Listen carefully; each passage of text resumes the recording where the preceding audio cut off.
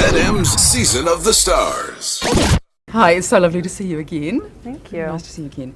I was wondering if you get sent stuff from people. Do fans of the show send you gifts? Yes. Oh, what do you get? Yes. Well, that's not that recent anymore, but for my birthday, yeah, I got a very large album from about, it was like 12 fans who had banded together to make this birthday album, Happy Birthday Sara. I mean, it was just heartwarming. I mean, the time that it took to make such a beautiful album. I mean, every page was thought out, typed, paragraphs of their lives and how they were affected by the Callie storyline. Oh. Pictures of the fans, pieces about them and who they are and where they come from. I mean, it was just, it was amazing the time that some people take to just appreciate what you do. It's really cool. Wow. So were they lesbian girls that had been affected by the character? They were actually, I think for the most part, I think some were lesbian and some were kind of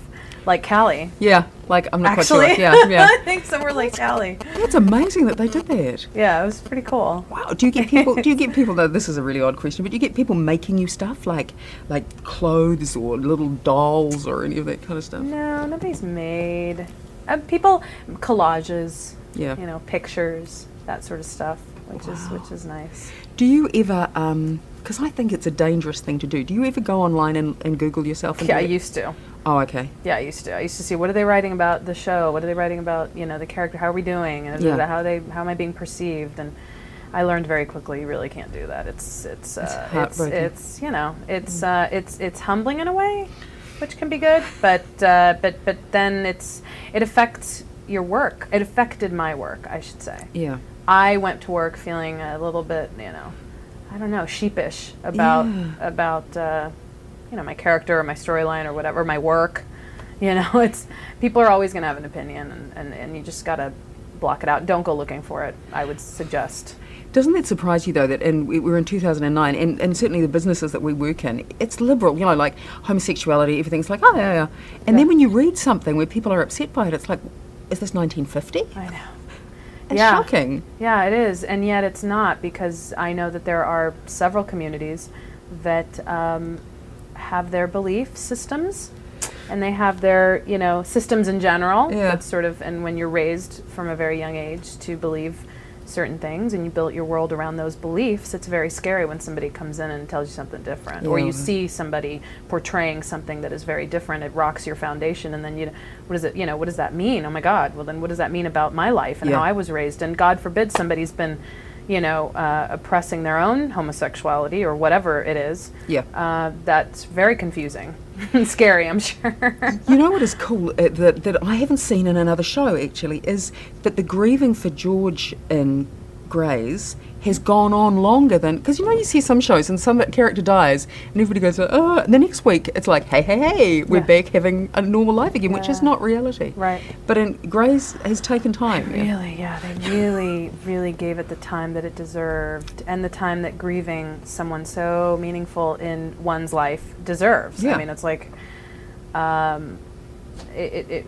the fact that they labeled it day 7, day 11, day 20 something, it really truly is like that. And like the show was, I just loved that it touched upon all the different stages of grief, and it's everyone. I mean, if you haven't yet experienced losing a loved one, somebody that means the world to you, you really don't know what that's like. And I think that it was a beautiful way to show people what it's really like, and that different people took on different sort of the different stages of grief. Some people were in denial. Some people were crying hysterically the whole time. Some people were, having sex the whole time. That's how they dealt with it. Everybody's coping mechanism can be different, and it changes from week to week, day to day when you've lost someone. And that's so true. But it's the first time it's been on TV, I'm pretty sure. That's cool. And George was such an integral part of the show. I mean, T.R. Knight and George were one of the reasons the show was a success in the first place. So it deserved it. I know choices are choices. Do you think he made the right choice leaving? I think he made the right choice for himself. I saw him recently. He performed. He's in a musical right now called Parade, downtown at the Mark Taper Forum, and he's amazing. He's the lead in the show, and theater is his passion. Good work is his passion, and he loves to work. And he comes from the theater world, and I talk to him, and he's happy. Yeah. And that's really what matters at the end of the day. Yeah. You know what I mean? Yeah. I mean, people make their choices, and you live with those choices. But when I saw him, he was happy, Yeah. and that's really all that matters. It is happiness. God, that's all that matters. So lovely to see you. ZM's Season of the Stars.